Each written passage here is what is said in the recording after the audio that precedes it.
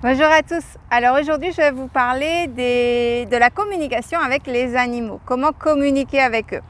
Alors cette vidéo sera en deux parties, je pense. La première partie où c'est plutôt les messages que les animaux ont à vous transmettre. Et la deuxième partie, c'est sur la communication.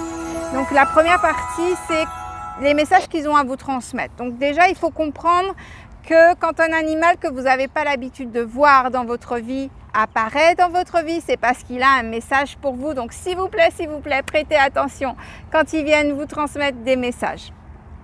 Alors que ça soit un animal ou que ça soit un insecte. Parce que les insectes aussi ont leur message à transmettre. Je me rappelle qu'en 2012, c'était l'été 2012, donc il y a eu des insectes qui sont venus dans mon appartement. Alors il y en a un que j'aime beaucoup, c'est les coccinelles, et puis l'autre, je l'aime pas beaucoup, et il est rentré dans la maison, et par contre c'était un bon signe. Donc il était venu me transmettre un message que tout irait bien pour mon départ au Canada. Et quand je l'ai vu, je lui ai dit: je te remercie beaucoup pour ton message, s'il te plaît tu peux rentrer chez toi, je ferme les yeux, je te donne 5 minutes et tu disparais parce que je ne sais pas ce que je vais faire sinon. J'ai fermé les yeux pendant 5 minutes et il s'est barré. Et les coccinelles aussi sont venues en très très grande quantité cet été-là. En fait, mon rideau était rempli de coccinelles pendant tout l'été. Et j'avais bien compris le message aussi. Et je leur avais dit merci, et je leur avais dit: vous pouvez rester par contre parce que je vous aime bien. Donc ils restaient à la maison avec moi pendant tout l'été, ils sont restés avec moi. Et après ils sont partis à la fin de l'été. Donc voilà, donc les insectes viennent vous informer de plein de choses. Alors par exemple, si on prend par exemple un criquet vient vous dire par exemple d'avancer dans la vie. Il vient vous dire de saisir les opportunités qui se présentent à vous, d'accord? Si c'est une sauterelle, c'est pareil, c'est un truc positif, c'est du genre tu peux faire confiance, il y a de bonnes choses qui arrivent sur ta route. Les coccinelles, pareil, c'est bon signe, vous l'aurez compris, vous savez à peu près pour ça. Si vous rencontrez par exemple des fourmis, les fourmis viennent vous annoncer que c'est du travail. Si vous rencontrez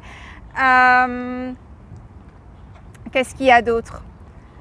Une punaise, par exemple, elle vient vous annoncer que dans les 12 prochains jours, vous allez devoir prendre des décisions, ou sinon elle vient vous annoncer que vous allez prochainement avoir des décisions à prendre, etc. Donc vous voyez, il y a chaque insecte, alors je ne vais pas tous vous les citer, mais chaque insecte a un message particulier à vous transmettre. Les animaux aussi, si vous ne les voyez pas régulièrement dans votre vie, ils viennent vous transmettre un message particulier également. Alors, par exemple, je vous donne un exemple, en 2018, l'été 2018, ah oui, et c'est important de savoir que comment ils se présentent à vous, ça a une importance et ce n'est pas exactement le même message. Il faut savoir que, donc, vous savez, ceux qui me suivent depuis longtemps, si vous me suivez depuis très récemment, vous ne le savez pas, mais je vis à Toronto. Et ça fait 8 ans bientôt, donc à la fin de septembre, ça fera 8 ans que je vis à Toronto. Et il y a des ratons laveurs en quantité ici à Toronto quand on va dans les parcs, et c'est un animal que je rencontre régulièrement. Et généralement, surtout quand je le rencontre, je sais que, alors régulièrement, c'est pas vraiment régulièrement, mais je le rencontre, voilà, chaque année, au moins une fois ou tous les 2 ans à peu près, je le rencontre. Et en fait, c'est à chaque fois qu'il doit me dire de manger des fruits et des légumes et de manger cru, en général, il apparaît dans ma vie. Et en 2018, l'été 2018, étrangement, quand je l'ai rencontré 2 fois uniquement mort. La première fois, j'ai été choquée. La deuxième fois, je ne voulais pas passer par un chemin et en fait, mon intuition m'a dit non, ne tourne pas, continue tout droit.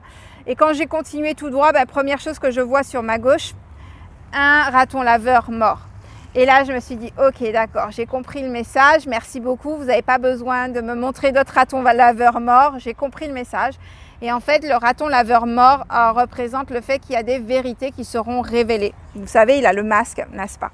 Donc, c'était pour informer que j'allais découvrir des choses que je ne savais pas. Et effectivement, cet automne-là, donc en automne 2018, j'ai découvert des choses qui ne m'ont pas fait plaisir, qui étaient cachées depuis des années. Donc voilà. Donc vous voyez, les animaux, selon la façon dont ils se présentent aussi, ils ne vous annoncent pas exactement la même chose. Donc les animaux, quand vous ne les voyez pas régulièrement, sachez qu'ils sont venus vous transmettre un message. Vous pouvez leur dire merci parce qu'ils sont là pour vous aider. Maintenant, communication avec les animaux. Comment communiquer avec eux? Déjà, la première chose à faire, c'est comprendre que les animaux ont des émotions et un large panel d'émotions. Ils ne sont pas seulement tristes ou heureux. Non, non, non, non, non. Ils éprouvent de la jalousie, ils éprouvent de la rancœur, ils éprouvent du ressentiment, ils éprouvent plein d'émotions que nous, on ressent également. Donc déjà, il faut comprendre ça. L'autre chose, c'est que votre animal va communiquer à travers ses gestes avec vous. Donc il vous faut prêter attention à sa façon de se comporter tout simplement. Si vous tournez le dos, c'est que voilà, il ne veut pas vous entendre, il n'a pas envie de vous répondre, il n'a pas envie de rentrer en communication avec vous. Ou ça peut être, si ce n'est pas dans un conflit, dans ces cas-là, c'est qu'il vous fait confiance et qu'il vous aime très très fort par exemple. Mais si vous cherchez à rentrer en communication à l'extérieur, un animal que vous ne connaissez pas, du moment qu'il tourne son dos ou qu'il se ferme, vous êtes sûr qu'il n'a pas envie de vous parler, donc laissez tomber. Donc l'animal va vous montrer par ses gestes ou par ses émotions où il en est. Donc prêtez attention à ça. Les animaux aussi, il faut savoir qu'ils ont des envies, des besoins, des rêves. Ils rêvent d'ailleurs la nuit aussi. Ils grandissent spirituellement. Ils ne sont pas statiques, ils sont pas inconscients. Ils sont totalement conscients et ils évoluent eux aussi sur le plan divin, d'accord? Donc ils évoluent, ils grandissent spirituellement et physiquement. Et d'ailleurs, vous pouvez voir chez certains animaux, il y en a qui sont plus spirituels que d'autres, qui sont plus ouverts que d'autres. Je regarde mon chat, j'ai eu beaucoup de chats dans ma vie depuis toute petite. Le premier voilà, mon chat actuel, ce côté spiritualité, il n'était pas ça et je pense qu'il m'a choisi pour ça. Et en fait, je l'ai développé énormément sur le plan spirituel et maintenant, il fait des choses que d'autres chats font. Donc, il a grandi spirituellement énormément. Maintenant, ma première communication avec un animal, c'était un chien et c'était un berger allemand. Et il a communiqué télépathiquement avec moi par des mots. Et il m'a dit « approche ». Donc ils étaient 2 chiens dans cette maison-là et il faut savoir que quand j'étais petite, voilà, le chemin on le faisait, voilà, je marchais pendant 30 minutes pour aller à l'école et je remontais à pied de l'école jusqu'à la maison tous les jours. Et donc, quand je passais devant cette maison, il y a un des chiens, donc pas le berger allemand forcément, lui il n'était pas encore très développé spirituellement et lui il aboyait tout le temps et j'avais peur de lui. Et le berger allemand, lui par contre, il était très très évolué spirituellement, même très très très. Et un jour il m'a contacté télépathiquement parce qu'il a su tout de suite que j'étais capable et il m'a dit approche. Et donc là je me suis approchée de lui alors que j'avais peur de l'autre. Et je me suis approchée de lui et là il m'a dit je vais te montrer comment on se présente à un animal, donc entre autres aux chiens et aux chats. Et il m'a dit approche ta main. Alors je vous avoue, j'étais petite, hein, j'avais peut-être, j'étais au primaire toujours, donc j'avais peut-être, je sais pas moi, peut-être 9 ans, 8 ans, 9 ans à peu près. Et donc du coup quand il m'a dit approche ta main, j'étais là, j'ai pas envie de me faire mordre. Mais je me suis dit écoute, tu l'entends, fais-lui confiance. Donc j'ai approché ma main et il m'a respiré. Il m'a dit à partir de maintenant, tu peux me caresser. Donc c'est comme ça que tu dois te présenter aux animaux. Tu dois toujours présenter ta main. Donc je parle pour les chiens et les chats. Ce n'est pas forcément le cas pour tous les animaux, mais pour les chiens et les chats, c'est le cas. Et en fait, depuis qu'il m'a enseigné ça, je présente systématiquement ma main. Et si l'animal me dit oui, en fait, ça permet une communication directe. Et l'animal sait que j'ai du respect pour lui et vice-versa. Et donc du coup, si l'animal me respire ma main et en fait, à partir de là, s'il me dit oui, je peux le caresser, donc je caresse. Mais je ne vais jamais directement caresser un animal sans son accord en fait. Les animaux sont très dans la politesse, ils savent dire merci. J'ai découvert ça même avec les animaux sauvages. Par exemple, j'ai un faucon qui m'a demandé de sauver un moineau et en fait, quand j'ai sauvé ce moineau, en fait, je lui ai fait un soin et tout. Et quand le moineau s'est envolé, le faucon est revenu et m'a dit merci télépathiquement. Il est revenu spécialement pour me dire merci. Donc, vous voyez, les animaux ont cette capacité d'être très très poli, d'avoir beaucoup de respect les uns pour les autres. Alors c'est pas le cas de tous les animaux bien sûr, puisqu'ils ne sont pas tous évolués spirituellement, mais c'est le cas de beaucoup d'animaux. Donc savoir qu'ils ont des envies, qu'ils ont des rêves, qu'ils font des rêves, qu'ils ont des émotions. Savoir qu'ils récupèrent beaucoup de votre énergie, beaucoup de vos problèmes, beaucoup de vos émotions surtout, parce que quand je fais des soins à des animaux, c'est la chose qui revient très souvent. Ils me disent, en fait, ils me parlent de leur maître et du coup, je dis beaucoup de choses sur leur maître, pardon, même si je n'ai pas la photo du maître. Ils me transmettent beaucoup de messages au sujet de la personne en question. Et donc du coup je dis à la personne, ben ça vous devez corriger, ça vous devez corriger, tout simplement parce que justement l'animal récupère les émotions ou récupère l'énergie, ou l'animal est triste, parfois il récupère rien du tout, mais l'animal est triste de voir son maître qui est triste ou qui n'arrive pas à dépasser une situation, une problématique, etc. Donc en fait ils essayent de résoudre des fois des choses énergétiquement pour aider leur maître, donc il vous faut savoir ça aussi. L'autre chose, donc pour entrer en communication avec vous, pour que vous rentriez en communication avec eux, c'est facile. Soit vous faites, vous connectez avec vos émotions par rapport à ce que vous voulez leur dire, ou sinon, l'autre chose que vous pouvez faire, c'est envoyer une image. Donc vous visualisez, par exemple, si vous voulez que votre chien soit sage et qu'il s'assoie, vous visualisez votre chien sage et assis, vous imaginez, alors vous n'avez pas besoin de le faire, excusez-moi, vous n'avez pas besoin de le faire obligatoirement, mais pour les débutants, c'est très bien de le faire.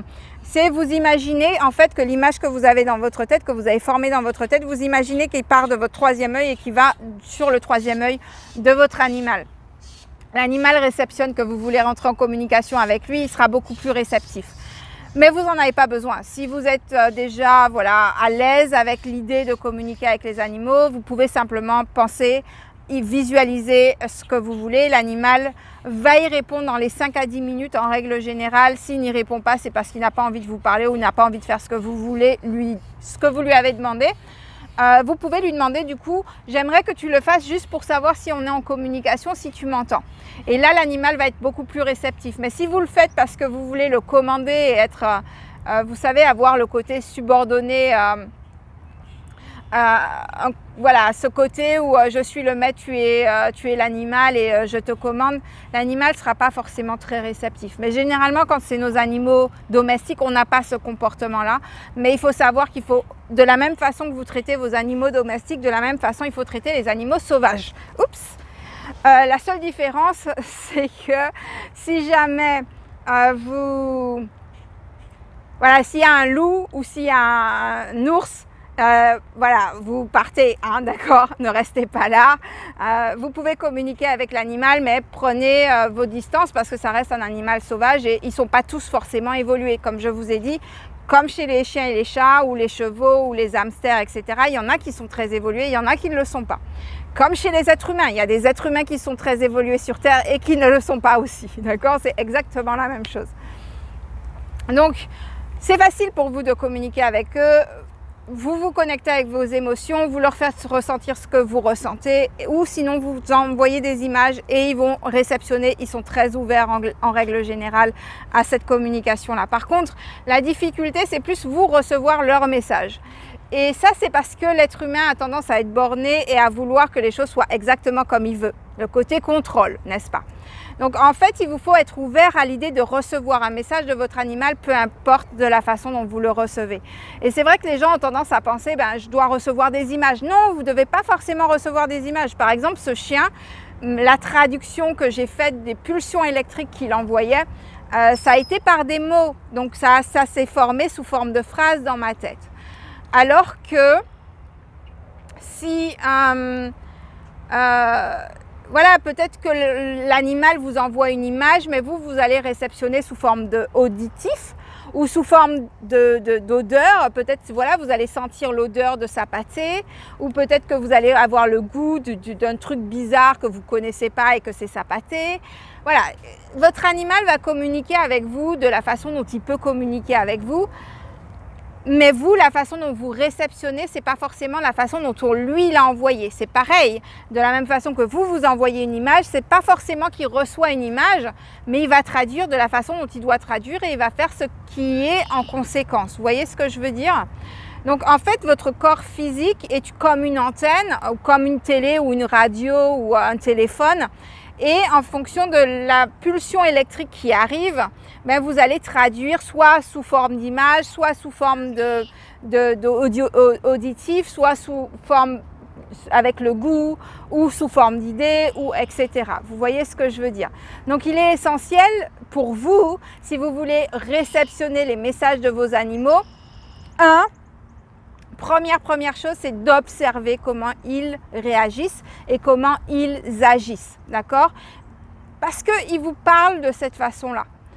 Deuxième chose, c'est d'être ouvert, de recevoir un message sous n'importe quelle forme.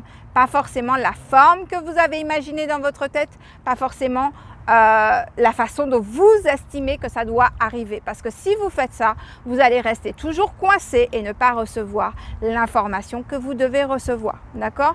Donc, restez ouvert, soyez dans l'observation de votre animal et soyez ouvert à recevoir ces messages. Après, la méditation, la concentration, l'observation sont des choses qui vont vous aider énormément à développer vos autres clairs, donc clairvoyance, clairsentience, clair connaissance, clair auditive, olfactive, gustative, télépathie, etc., etc. Ce qui va vous aider à développer ça, c'est essentiellement l'observation, le calme intérieur, le centrage, et vous allez voir que vos clairs vont se développer. Et concentrez-vous toujours en premier sur le clair qui est déjà présent chez vous, parce que plus vous allez le développer, plus les autres vont s'ouvrir, parce que vous ne faites pas une fixette sur ce qui ne se développe pas, mais vous faites une fixette sur ce qui est déjà un avantage chez vous, d'accord? Donc voilà comment communiquer avec les animaux, c'est hyper simple, hyper facile, ne vous prenez pas la tête. Les animaux adorent communiquer, il faut savoir qu'ils comprennent vos mots. Mon chat, il comprend tout ce que je lui raconte, je lui fais des phrases compliquées et croyez-moi, il me fait miaou, miaou, miaou, il me répond. Avec des mots, avec ces mots, et je comprends ces mots. Au début, c'était compliqué de comprendre quand il me répondait par miaulement. Aujourd'hui, je comprends quand il miaule. Et il comprend quand je lui dis descends, il descend.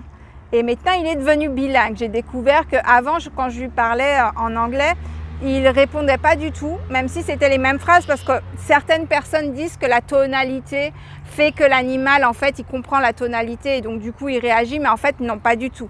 Quand j'utilisais la même tonalité en anglais et en français et mon chat ne réagissait pas. Aujourd'hui, il comprend totalement quand je lui dis certains mots, pas tous les mots, bien sûr, mais certains mots en anglais, il les comprend et il réagit comme il doit réagir, surtout s'il ne doit pas faire certaines choses, il comprend très vite. Donc voilà, vos animaux sont très intelligents, sont des êtres spirituels. Alors, ils ne sont pas au même niveau que nous, c'est sûr. Ils n'ont pas la même vocation que nous, c'est sûr.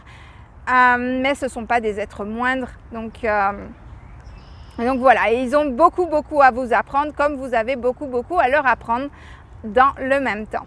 En espérant que ça vous ait aidé, que vous ayez appris quelque chose, que vous allez pratiquer surtout, et que vous allez faire de belles rencontres avec des animaux sauvages ou des animaux de compagnie et avoir de belles conversations. Je vous souhaite une excellente journée ou fin de journée et je vous dis à très bientôt. Bye bye.